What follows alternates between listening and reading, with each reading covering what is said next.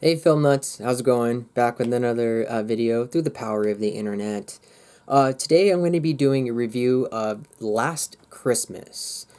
Um, now, some of you might have seen this, some of you might have not, and that's totally okay.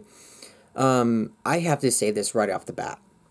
This is a Christmas movie, without a doubt. This is a Christmas movie. Yes, it does. You have the surroundings and the continuities, the irony and stuff like that surrounding Christmas. But this is a very good Christmas movie, starring Emma Thompson, Emily Clark, Michelle Yeoh, Henry Golding, which is he's very good in this movie. Um, and you got Emma Thompson playing her mom, Petra. Emily Clark is playing Kate, and then Henry Golding is playing Tom.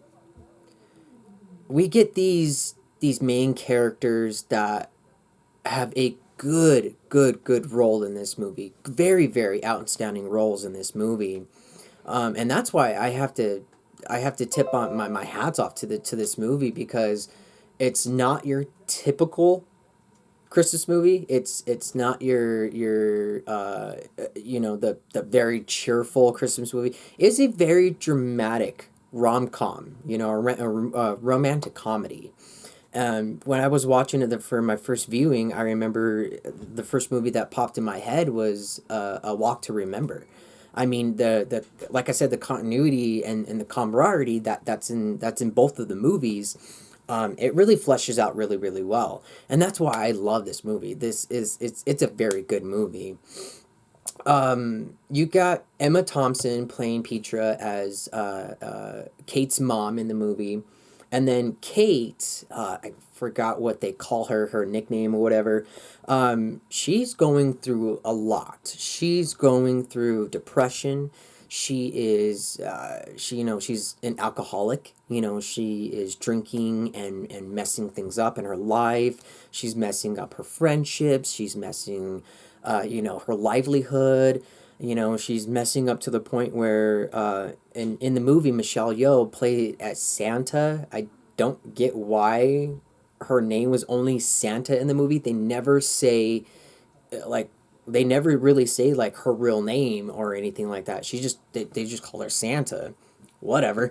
But she's Kate is messing up, in her livelihood, and then when it gets to her job, that's when she really is really like down in the dirt, and she hit rock bottom. And then we get to where she supposedly meets this guy named Tom, played by Henry Golding. Tom is bouncing back and forth. He's moving from scene to scene. There's some scenes that he's not even actually in. That she goes to a shelter and no one knows who he is or anything like that. So it was very confusing, the first viewing of watching it, and seeing how they kind of played it off really well, because honestly I did not see it coming, and a lot of critics and a lot of fans and a lot of reviews were saying that they saw this from a mile away, and it's like no. It's like no. I mean, for me, I didn't see it coming, but it wasn't that obvious of what was coming to at the end. And then it's Last Christmas. It was a rite of passage to George Michael. George Michael was, I believe that he was executive producer on this movie back in 2016 when they first wrote the script. That they had like a first draft or whatever, and he was going to put in his music, and that's where they got the title from, um, Last Christmas. Emma Thompson is an executive writer, and I believe she did the screenplay right for this. Phenomenal job, actually. And I guess she did an interview with George Michael before he passed away in 2016, actually on Christmas Day, which is very unfortunate. But I really do like the way that they had that title, The Last Christmas, because it all plays in the end. And I'll tell you why. The plot surrounding Christmas, yes, there is a very, very Christmas theme here. It's I can't be. They didn't really give you a specific date or like a date for like before Christmas or after Christmas. It just surrounding around Christmas. That's all the movie that gives you. And maybe I missed it. Maybe maybe I overlooked it. So if I left that out, let me know. What it really is, it's her, like I said, it's her problem that she has, and she can't figure it out what's going on with her. She can't figure out why she is feeling the way that she is. She can't figure out why she is having such a hard time to cope with life. And you really see her going through this transition and this progression that it, like I said from at the beginning of the review, she's messing up on a lot of her family, her job, her friends. Her sister has a subplot that I really wish they would have took out. Her sister has a secret, you know, coming out story. That she came out to be lesbian. And this and that, and it's like I kind of wish they kind of stirred away from that a little bit, but I understand why, because she was having such problems with her family. She was having problems with her family of communicating, of talking to them, of doing things with them, going out and having dinner and stuff like that. And you see her having this hard time coping with life, coping with everything that she's doing. Her problem, and I really wouldn't even say it's a problem. It's the way that she is. It's just the way that she operates. It's the way that she does things. She's very quirky. She's very obnoxious. She, drops everything. She falls everywhere. She's falling into trash. She's and later on in the movie, you find out that she's talking to herself, and you're not understanding why she's doing all these things. It's just the nature of who she is. Why she is feeling the way she does, it's one of those things that I really enjoy with any type of movie, because if me personally, if I can see it coming, then that is lazy writing to me. If I can see it coming from a mile away, which honestly I don't know how these critics saw and reviews saw this plot coming from a mile away, it was very cut and dry of why she was the way that she was, but it never specifically said why. We see her depression, and I just thought that she was just going through a lot in her life, and that's why she was she was like I said, she was breaking things, she was falling down. She didn't really know her place in life. Things go good, but only for a second. And I do, like I said, I see why some critics are not going to be have this movie to a high caliber, because honestly, this should have been it should have been like a Netflix or a Hallmark movie. But the reason why it got a theater release is because it has a good high caliber of actors and actresses.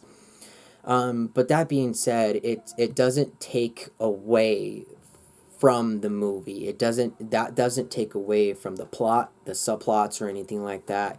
It kind of falls, if it falls on itself while bringing it itself back up. And it's maybe about 45 minutes, hour in the movie, you get to see why she is so quirky, why she is doing these this unorthodox type of humor, this behavior that she's going through, and she finally figures out why. And it's not until later on in the movie, and I see why critics, they're gonna hold that back a little bit in, in some of the reviews and stuff like that, and some of the discussions. But for me, that was the pinpoint of this movie. That was the groundbreaking point of this movie.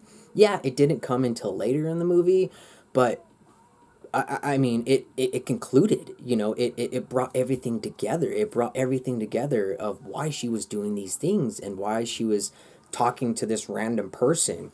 You see in the middle of the movie where she meets Tom, and she's at the train station, or getting onto a bus, and the bus driver is like, hey, come on, like, let's go. And she's over there just talking to herself, and you can see the camaraderie. That's what I mean by camaraderie. You see the bus driver just looking at her like, why are you talking to yourself? We don't see that until the end, but other people do. And like I said, she goes to a shelter that no one knows his name, no one knows who he is or anything like that. And then we get to the climax of why she is behaving the way that she is. And honestly, it is without a doubt, it got to me. It really got to me, and I know it shouldn't have, but it did. The way that they fleshed out this movie, the way that they fleshed out the main plot and the main storyline was genius. Like I said, if me personally, if I can see that coming from a mile away, that is lazy writing. That is lazy, lazy, lazy writing.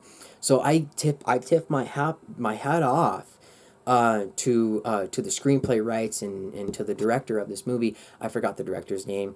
But like I said, Emma Thompson was executive screenplay write on this, and she did a phenomenal job on this storyline. We come to find out that Kate had a heart transplant, and the way that the movie concluded it, the way that the movie, connected everything. Like I said, I do see why some people are iffy about it, but I loved it. I loved it. I love the fact that they showed her doing these things, why she was doing these things, and how she could possibly overcome it. We see the scene where she goes to this bench. She's at this bench, and it has a little quote, and I forgot the quote, and it's like, always look up or something like that. And like almost in every possible scene that Tom is in with her, when he's not off screen, he's always saying look up, look up, look up, and it's like, why are you saying that? She finally figures out who gave her the heart transplant, and it is Tom in the movie. Spoiler alert, sorry if you haven't seen it. Okay, I should have said that at the beginning of the video, but there is that continuity that I love. I love that. I love having a twist within a twist. It is a twist within a twist, because you see her figuring out why she was doing the things that she was doing, and seeing the connection that she was having with Tom. And honestly, I don't know if it's like a real thing or not, but it made it feel real. It made it feel real to the point where if you did have like a heart transplant, or like a kidney transplant, you have other people's parts in you. It's a very weird concept, but I find it fascinating. I found it very, very fascinating, to the point where it's a very high full price movie. It's a very high full price movie.